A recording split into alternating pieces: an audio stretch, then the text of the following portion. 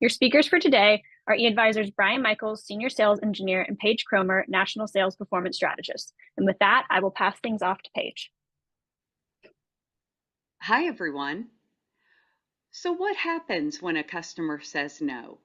The vehicle needs the work. Somebody's going to do it. So why shouldn't it be you? There's something bigger at stake here, too. Do you think they'll ever come back again if you force them to take it somewhere else? Very often the answer is no. You'll hear us use the phrase, force them to take it somewhere else, in this webinar because that's exactly what you're doing. They'd rather have you do the work, but you didn't give them an adequate reason to do so. Okay, this is kind of a lightning round, so let's get started, Brian. Thank you, and hello, everyone. Let's start with a basic principle. When I was a very young manager, yes, they had cars then, not horses and buggies. My dealer brought in an outside consultant. Oh boy, you say, great, that's fantastic. Look, we looked at the business from many aspects and we discussed many ways to improve our effectiveness. But this one principle had such an impact on my way of thinking that I've always remembered it. I remember asking him, what is the best response when a customer tells us our services cost too much? It's the most common objection we get. We are competitive, but it's a stigma that we battle. He told me something pretty simple. Make sure you do a great job of explaining what you're doing and why, and this is the important part, always defend the quality. Don't back down. Make the case for what you're offering, OEM certified technicians, OEM parts and warranties, personalized service, OEM maintenance recommendations, etc. Confidently defend your product and the customer will have confidence too. Now, this does not mean you can charge any crazy price you want without regard for the marketplace, what the marketplace is telling you. You need to know your market, but you must also know your place in that market. You are a premium service provider. You have a great product. Have confidence in it and defend it. I've heard advisors tell customers things like, are you sitting down? Or come off sheepishly when they're presenting a quote. Be confident, not cocky, and your customer will be more confident and you'll make it easier for them to make the right decision. You deliver high quality service every day. Defend it.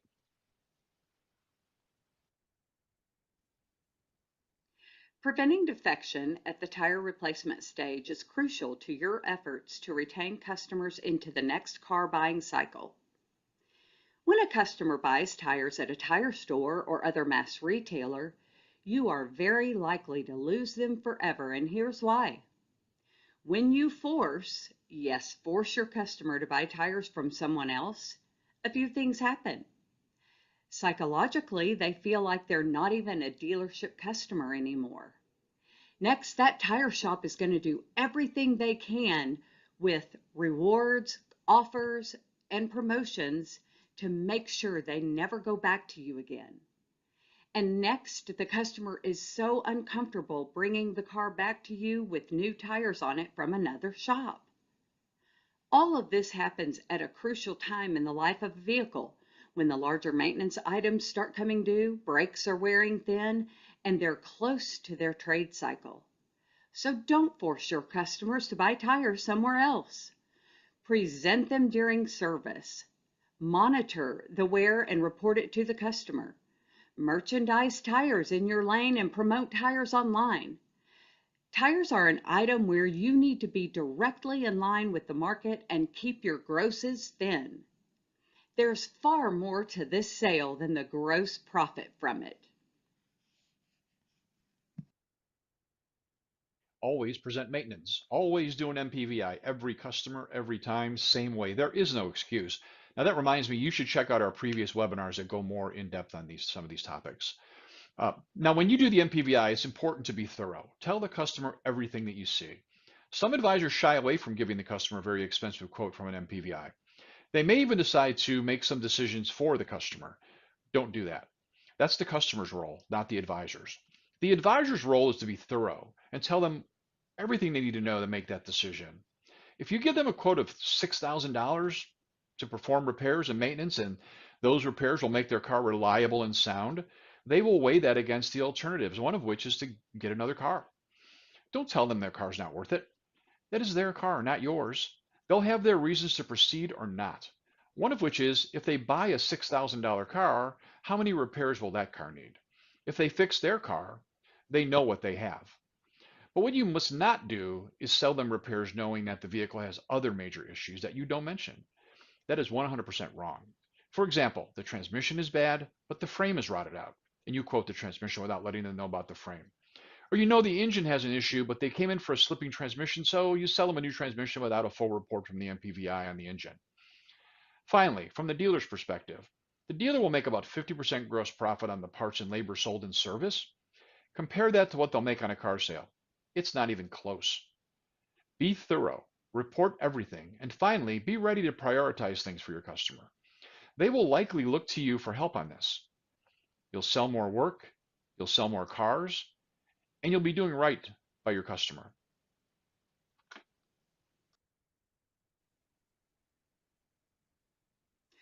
Trust and credibility, or lack thereof, will always be a part of the equation in the automotive repair business.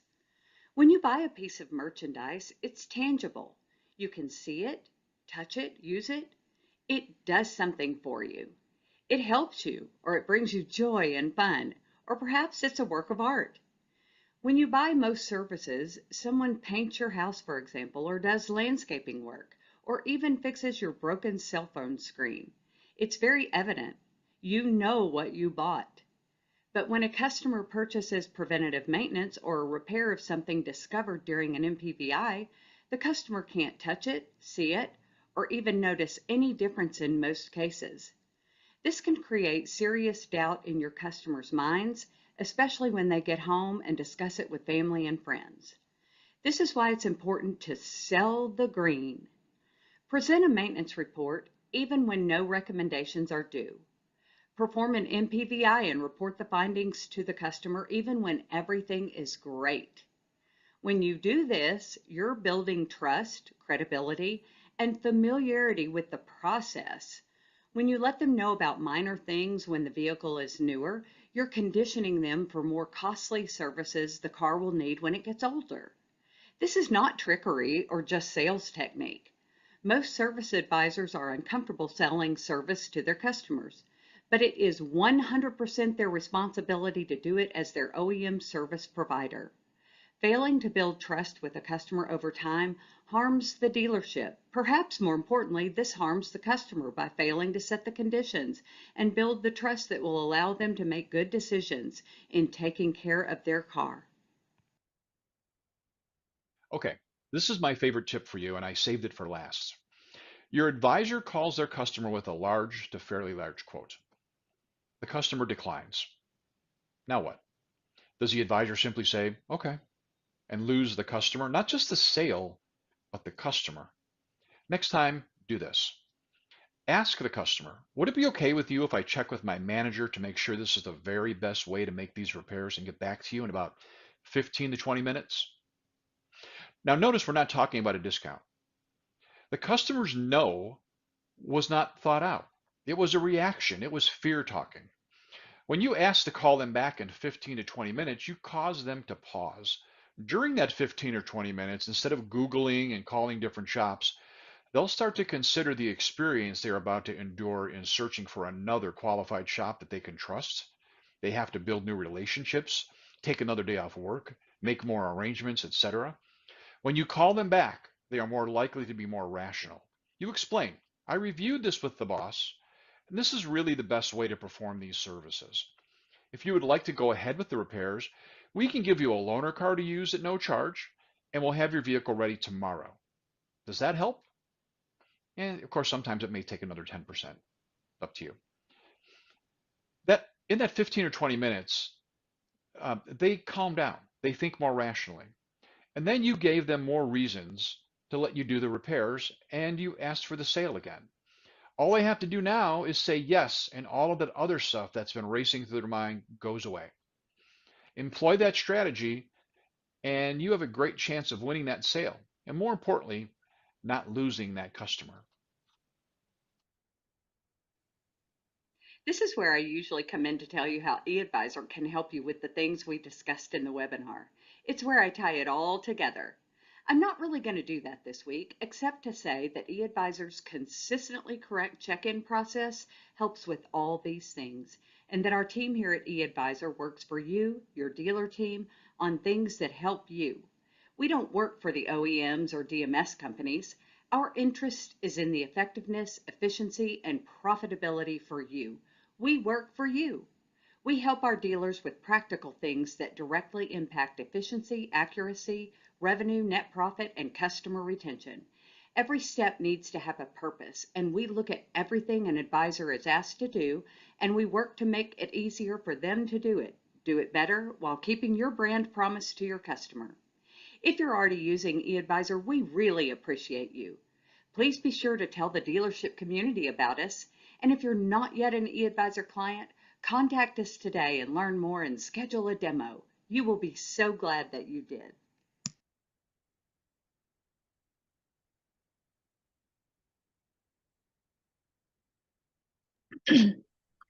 Thank you, Brian and Paige. That concludes this episode of 10 Minutes to Highly Effective Service.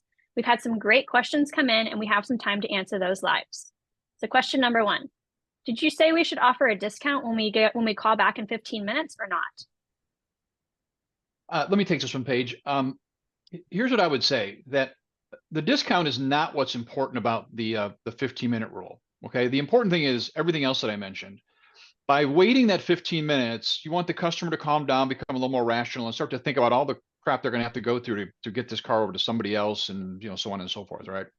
The loaner car costs very little, right? And it directly helps them make that decision. It solves the problem for them, right? We can fix the car, we can give you substitute transportation, you can pick it up tomorrow, and when you do that, all of those other things that they're thinking about, they go away.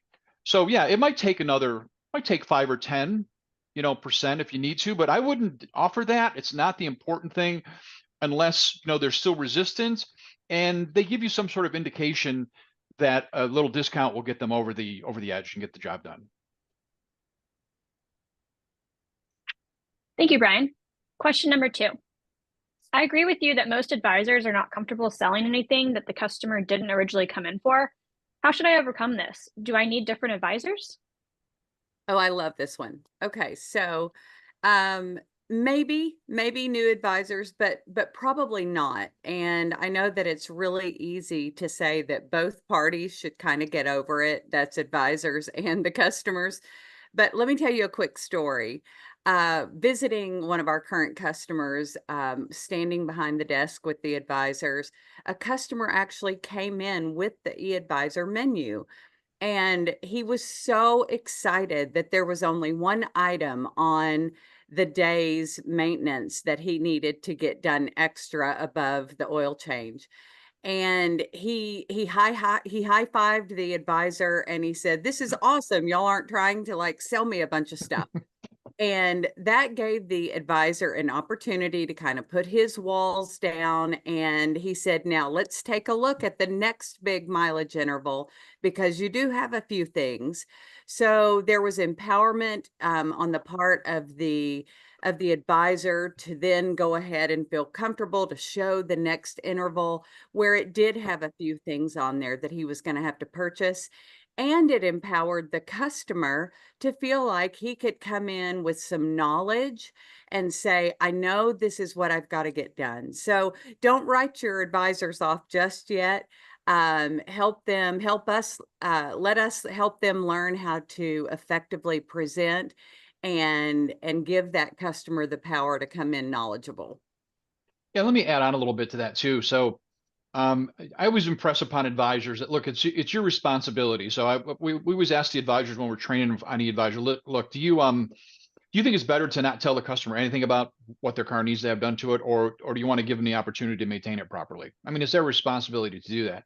And you hear me say this EC, ET, SW a lot, every customer, every time, same way. But there's also some other SWs there too that F&I likes to use. So some will, some won't, and so what? Move on to the next customer. So, I mean, some customers, they appreciate that help. There's a few though that don't. Don't sacrifice helping the many because a few don't need your help. We have just enough time for one more question.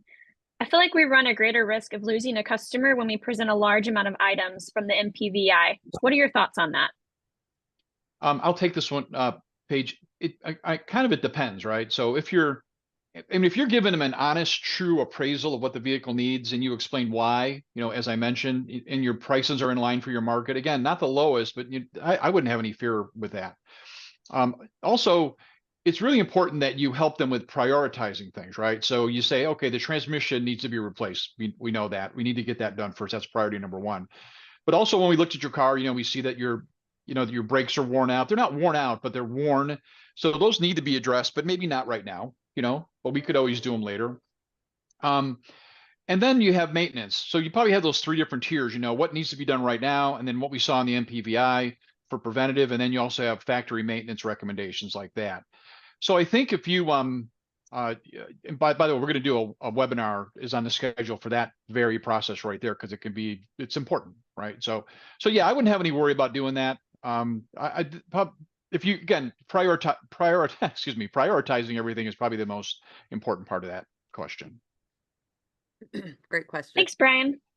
And thank you to everyone for your time today. And for those of you that submitted your questions, if we didn't have a chance to answer yours, we'll reach out individually. You can also reach out to Brian and Paige directly if you have a question specifically for either of them. Their emails are on the screen.